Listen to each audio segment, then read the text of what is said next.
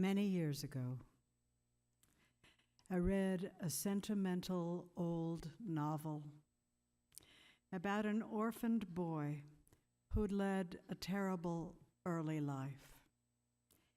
He'd been mistreated and maimed, tossed from one place to the other, alone and in despair.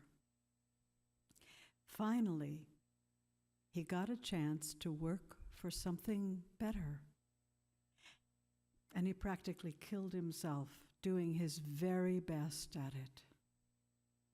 He won respect and friendship and even happiness. But then came an accident in which he was badly injured, saving someone else, and it all seemed to come apart.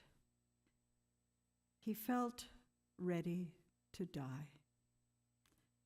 When a friend came to him to beg him not to give up, to keep on struggling, the suffering young man couldn't speak at first. But finally, he cried out in anguish, "Oh, Jesus, you ain't the only one was crucified."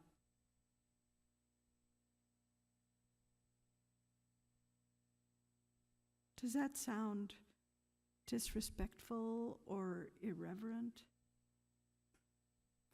As I've been remembering that story in this season, I thought, that's true.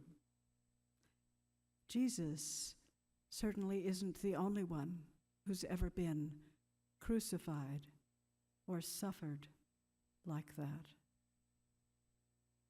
Even on this Good Friday, we are told that there were 2 others being crucified right there on either side. It wasn't a unique death at all. It was a depressingly common one, the usual way the Roman Empire made a spectacle of people doing things they wanted to vividly discourage. Were you someone turning things upside down? A revolutionary? A zealot? It's the cross for you.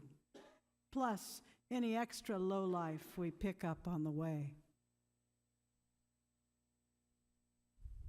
Jesus did not have a good death, whatever that means. It was a common, wretched end, a shamefully human one, with nothing special about it except its violence. Because Jesus chose and still chooses to be with the outcasts, the poor, the unjustly treated, and the suffering. And that suffering includes our own pain to this day, the agony and occasional despair of ordinary lives.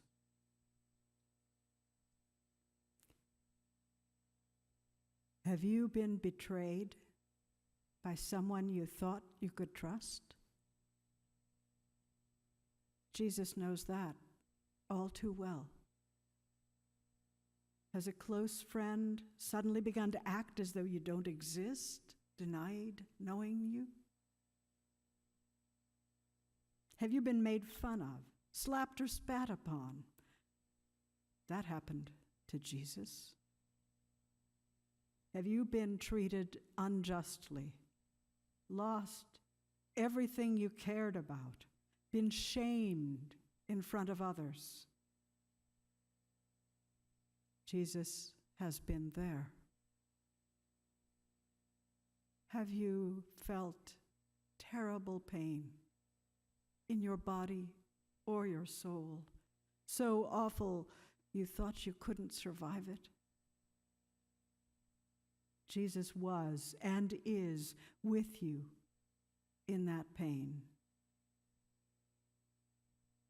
Our losses our nakedness before the world, our haunting fears of our own deaths.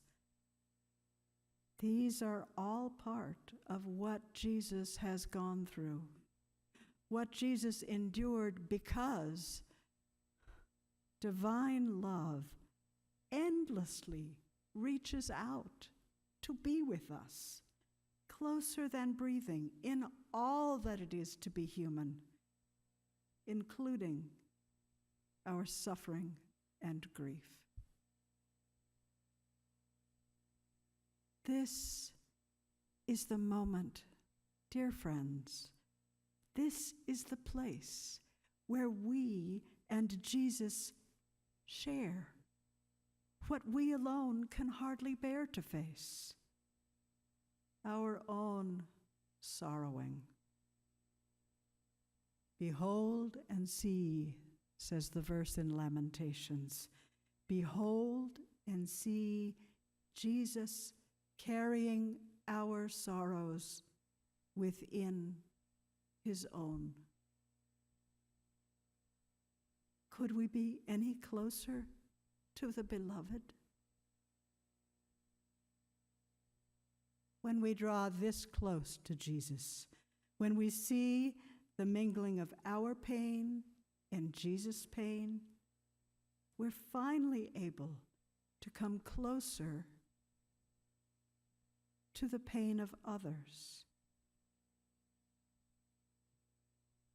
to see them more as Jesus sees us, to feel our hearts open to others. Jesus asks us not only to journey with him upwards to the holy, but to join him in spreading our arms out to embrace the world, across every aisle and through our puny barriers, to reach out to the whole family of God and to hold the precious hands of those who walk beside us.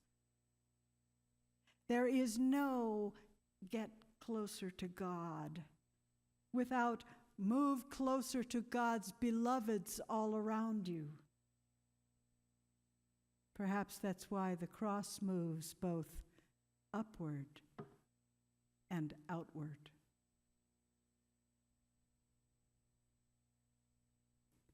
As we heard Tiffany sing today,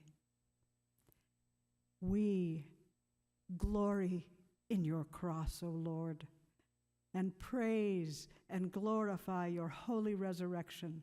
For by virtue of your cross, joy has come into the whole world. Amen.